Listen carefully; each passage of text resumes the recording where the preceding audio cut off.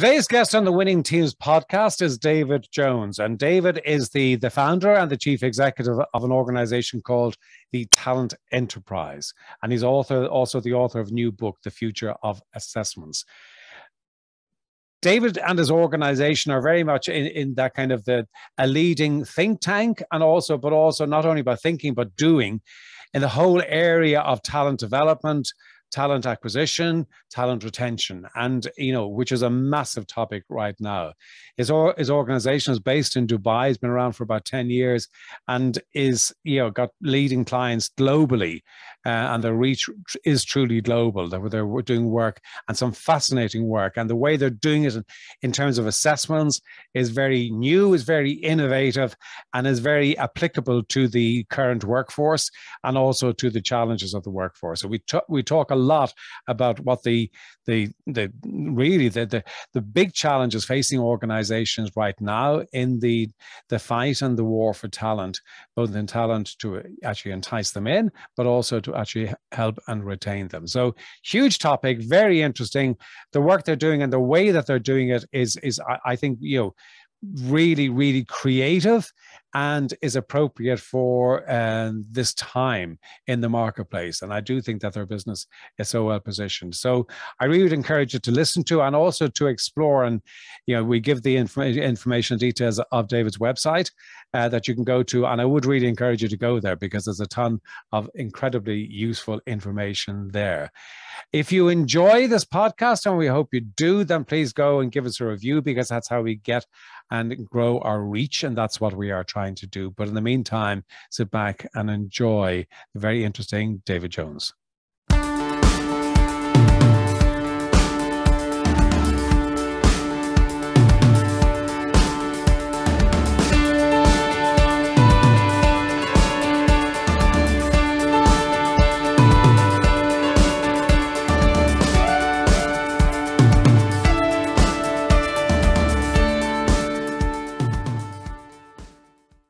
David, thank you so much indeed for being here and being a guest on the Winning Teams podcast. It's great to have you.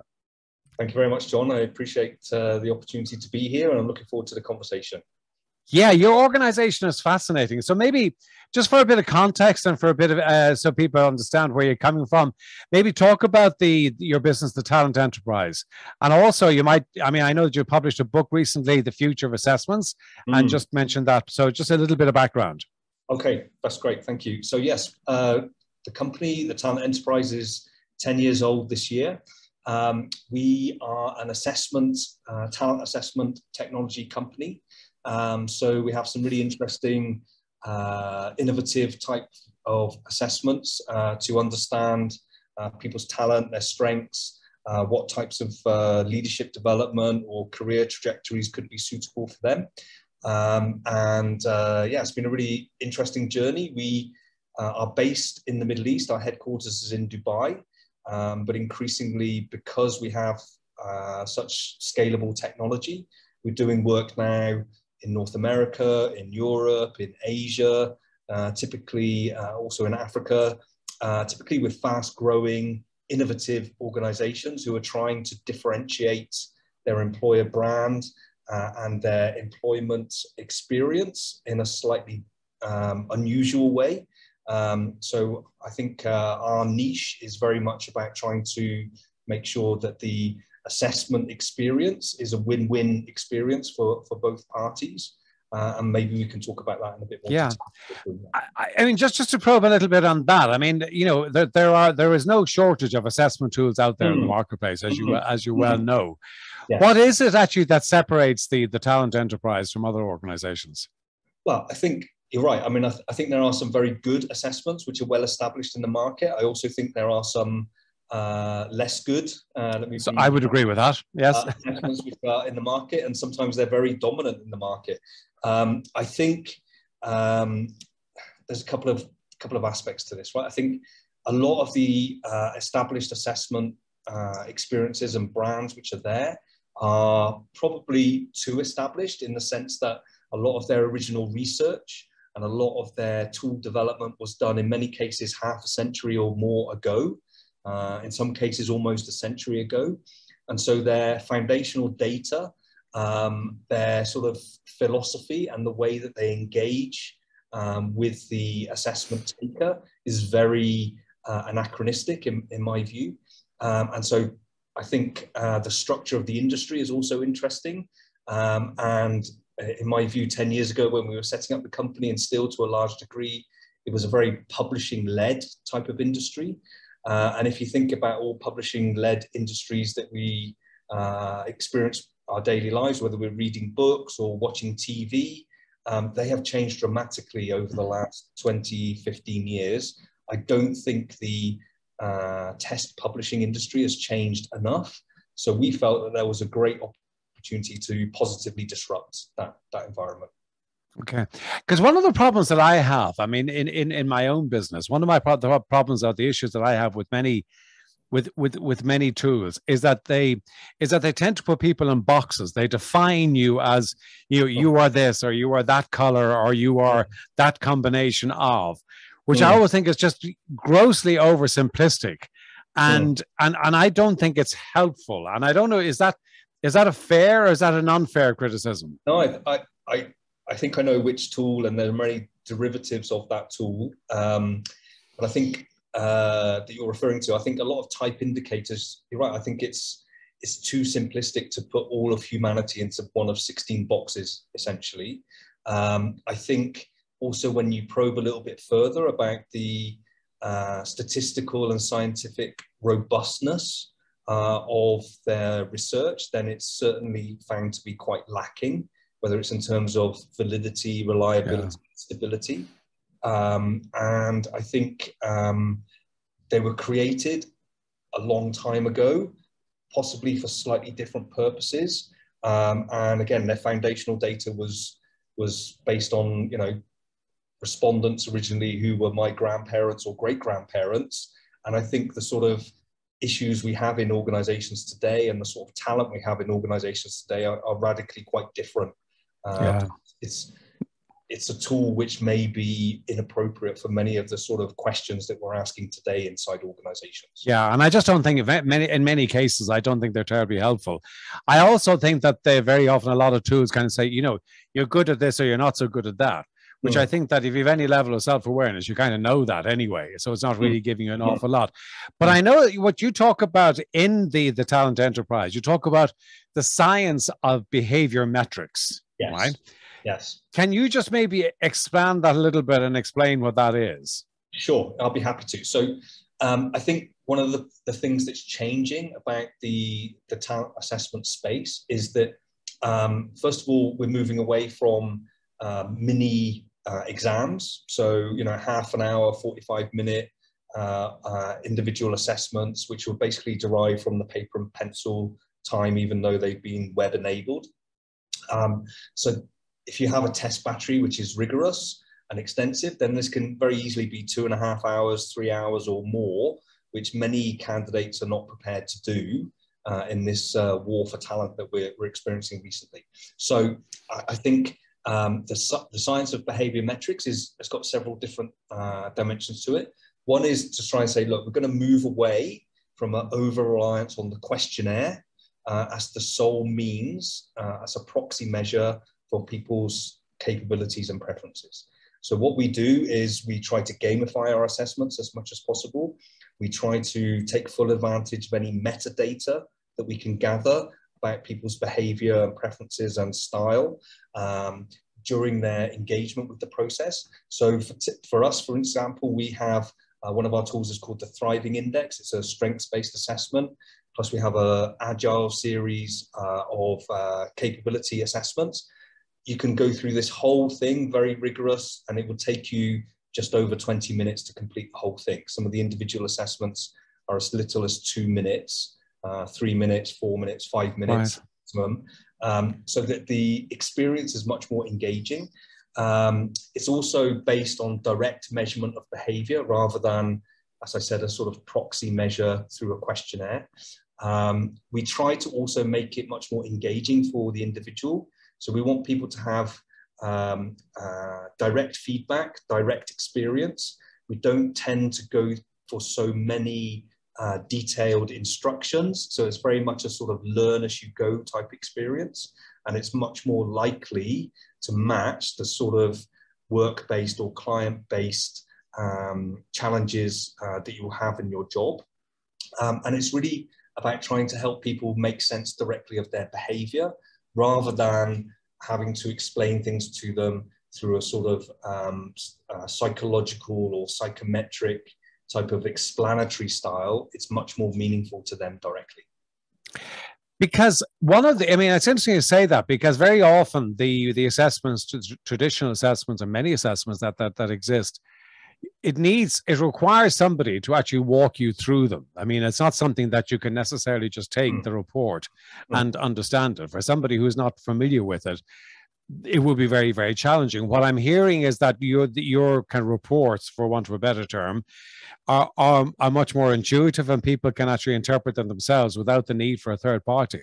Yes. So we want to make sure that we maintain the rigor of best practice for psychometric assessment. So a lot of our tools, our own tools, are registered by the British Psychological Society. So we have standards which we have to adhere to. So we have to accredit people who are using our tool. If you're going to give feedback or coaching or make decisions based on that profile, you have to be trained to do that. But what it also means is we can be much more pragmatic, so that for a manager who's interviewing someone, they don't have to go through a whole psychometric 101 type of course to understand it. We can just give them a report which says, okay, for David or for John, here are the 3 questions that you must ask them in the interview. And here's some suggested probing questions. And for the individual, then we can almost immediately give them, a very quick response on their phone, which says, okay, thank you for taking the assessment. Here are the 3 top strengths that you have exhibited. Here are the 3 areas which you might want to focus on, because they're areas which are potentially weak areas for you, and you might want to think about developing them.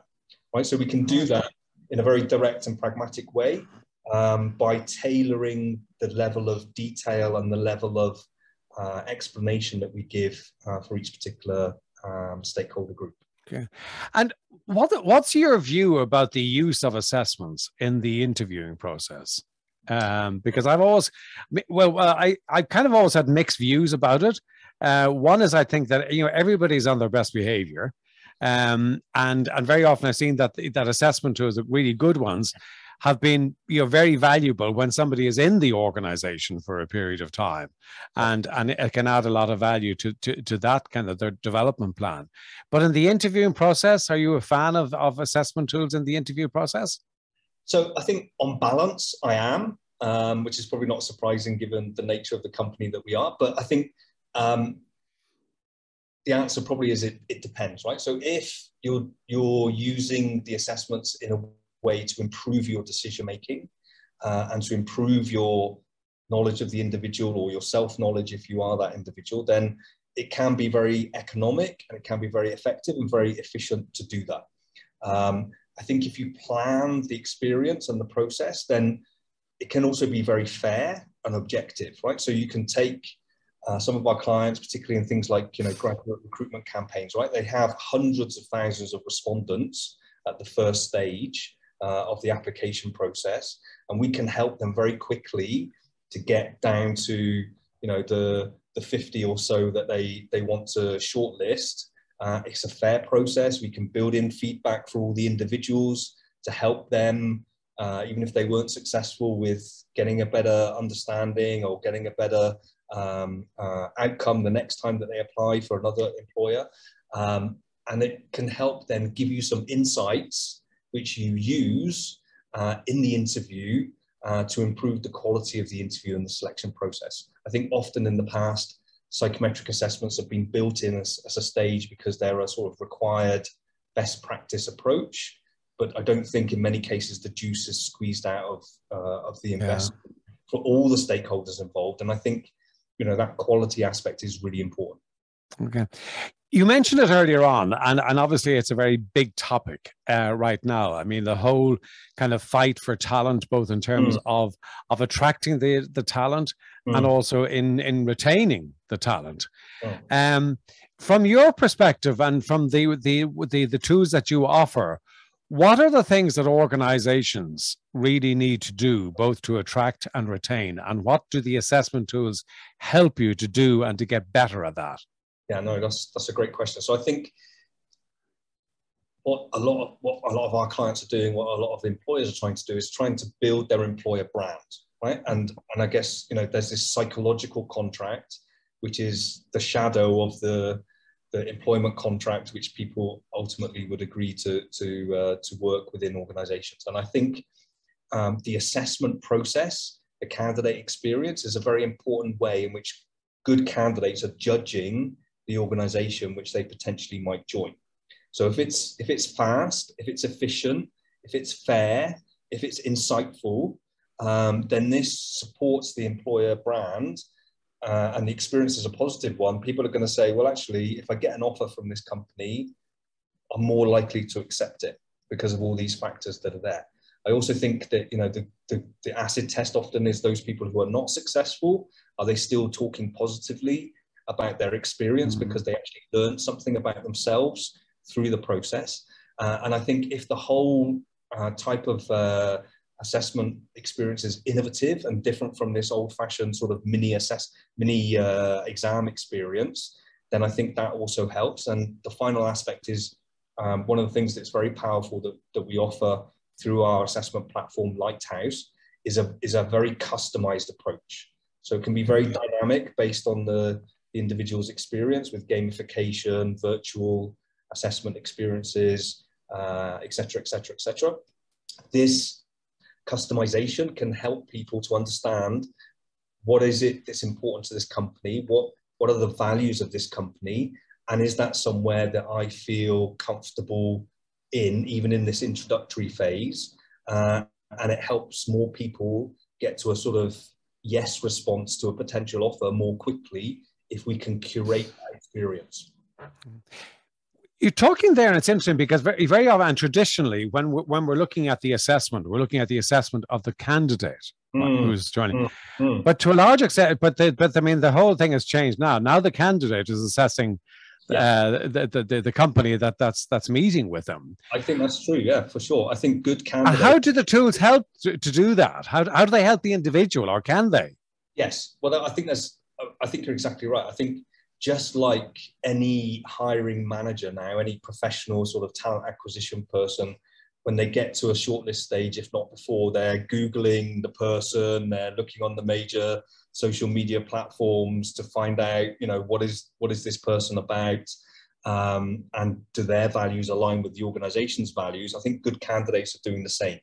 And there's lots of platforms. I think probably Glassdoor is the most famous one, right, where you can see what people are saying anonymously about your organization and what are its strengths and weaknesses as an employer. So good candidates are definitely doing that. But I also think, you know, the choices that you're making, whether they're conscious or subconscious, about how you're planning the candidate experience, including the assessment piece, is a very strong indicator of what type of organization are you.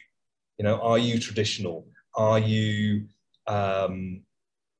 integrating the data that you're getting from an assessment into the sort of interview questions, or the case study selection, or the virtual assessment center which you're asking people to do? And how efficient and how personalized is that experience is a really good indicator, I think, for candidates to judge your organization. Yeah. It's interesting, David, because I mean, you know, obviously, you know, your company is called the Talent Enterprise, and, you know, and in the, you know, post-COVID, well, if we are post-COVID, that's probably arguable, but I mean, you know what I mean by that.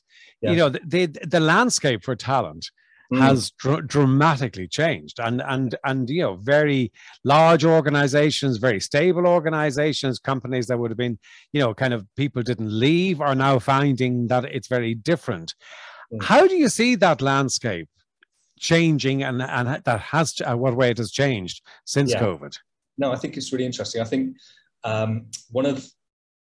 so just let me give you an example maybe. So one of the assessments that we've worked on a lot over the last few years, we have a well-being assessment, a workplace well-being assessment, right? Which is an individual, a team, and an organizational assessment. And what's really interesting about that is, I think when you think about that aspect of talent, particularly, I think that landscape has changed dramatically over the last 2.25 years, right? It used to be a lot of the sort of frontier of organizational well-being was all around work-life balance, right? So how does the organization, how does the team leader, how does the individual manage this frontier between, you know, getting to work and managing my commute and being productive at work, and then trying to carve out enough time for my friends and family and personal time when I'm at home, right? This was the basics of the sort of framework. In the last 2.25 years, that's changed so dramatically that now, particularly for those people who are working from home or have some sort of hybrid working, you don't hear about work-life balance anymore, right? What you hear about is, how do I carve out enough time inside my home environment for me to be productive and positive about my work, particularly if my spouse or my partner or my kids are also working at home at the same time. And, you know, do I have enough private places? Do I have enough comfortable chairs and desks to be able to do that? But can I do that at the right time, which enables me to feel comfortable about my domestic priorities, at the same time feel like I'm making progress professionally? That's the new frontier, just in that well-being space. And I think you can look at that across the talent acquisition space, the talent development space. So I think, you know, like for seasoned people inside the organization that have already established their relationships and their job knowledge, then working remotely is okay to maintain that, okay? If you have that sort of established network. If you're a new person, and we work a lot with graduates that's joined the organization in the last 2.25 years, it's really tough to build that network and build that job knowledge, and to, you know, you're not having the chance to observe other people or to accompany other people in the way that, let's face it, a lot of traditional development relied on. And so, again, this is just another example. There are many others about how this whole landscape has changed quite fundamentally.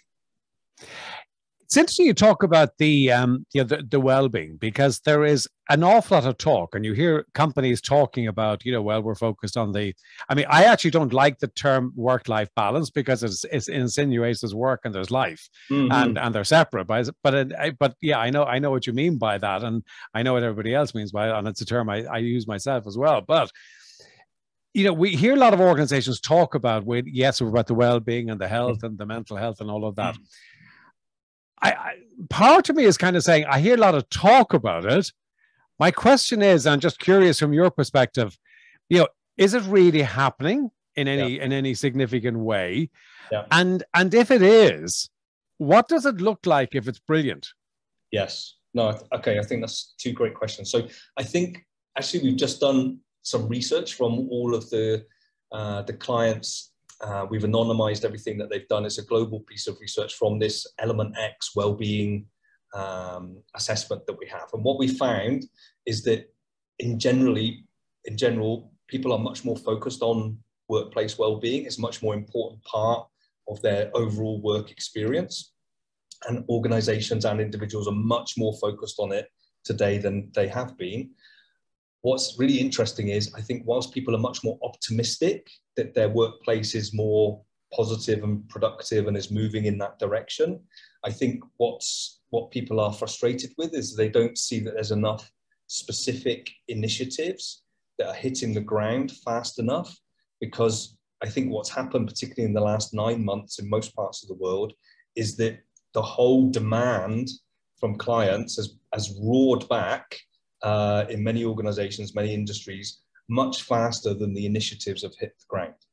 And so when it comes to like delivery challenges, when it comes to, you know, how do we service our clients, I think also there's a much greater fragility amongst client relationships. There's a much greater emotionality with client relationships and colleague relationships than we've seen in the past. This is another finding that we found.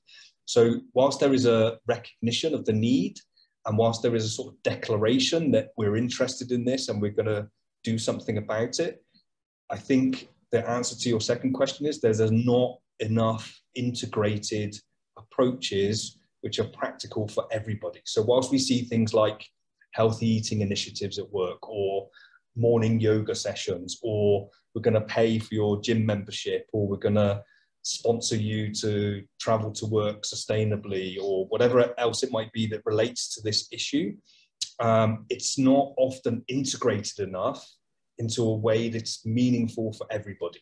So the pathway to organizational well-being is often very different for each organization and for each individual within that organization. And that negotiation and that integration that gets everybody's buy-in is still what's being worked on, I think. Yeah. And are you confident that we are genuinely on track to make real progress, or do you think there's a lot of lip service being paid? I think it's not either or. I think there is, in some cases, some lip service which is being paid to it, and I think there's, just like there's greenwashing, there's probably well-being washing, right? In terms of like, yes, we're interested in it, but we don't really quite know what it means. A lot of, again, the research that we had coming through was a lot of managers in particular don't feel comfortable in talking about well-being with their teams, right? They don't feel equipped, they don't feel as if they have a common language, they don't feel that this is something that they should be discussing as a manager, right? And particularly in environments where it's multicultural or multi-generational, then this challenge is much bigger. So I think it needs a lot more work, it needs a lot more focus. I think the smart organizations in the fast-moving industries and parts of the economy are making more progress on it because they have to. If they're going to win this war for talent, and young people and working women especially are much more focused on well-being as one of the criteria they use to select their employer and decide where they're going to invest their human capital for the longer term in their career. So it's a much bigger issue for that group. If that's where your talent pool comes from, or that's where you need more talent from those talent pools, then I'm confident that you're going to get it sorted out because you're going to have to.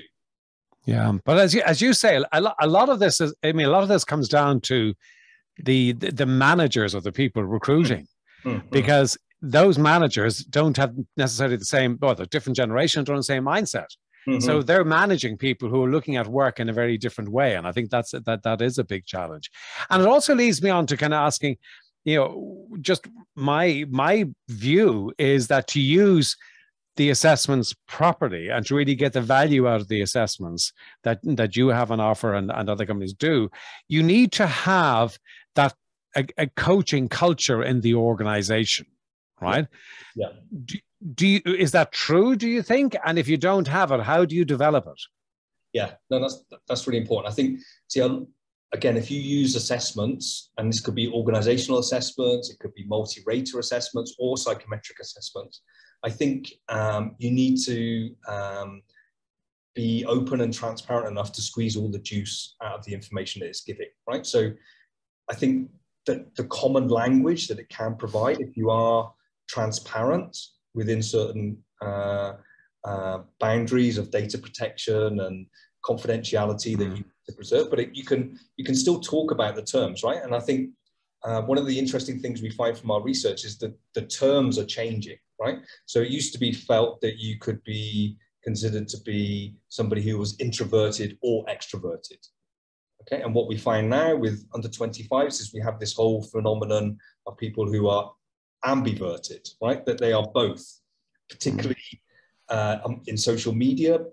Younger people are very open about giving opinions, saying what they like, disclosing information about themselves, and probably less so on average in a face-to-face type of environment, right? Similarly with motivation, right? It used to be felt that you would either intrinsically motivated or extrinsically motivated.